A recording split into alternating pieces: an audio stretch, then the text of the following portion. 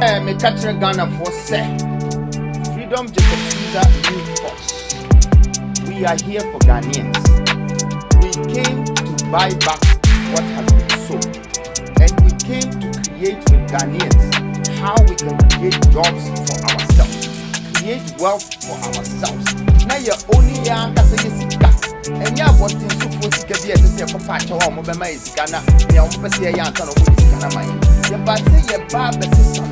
It's a message that we need to have said. We should share Manimuna Namu say on the 7th of May to 27th of May. And no penny time I buy any baby door. They say, who go register and I'm about to who register. Who have a voters registration card because after we are a woman, your vote is your destiny. It will predict your future.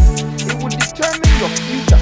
For the next 4 years or 8 years of you complaining about the economy and jobless and crisis and this and currency, now you have the first time in your life to have your own destiny in your hands, to use your voice, to use your thumb to choose for your leader, so you can see that your part of your contribution to the success of the government of this country.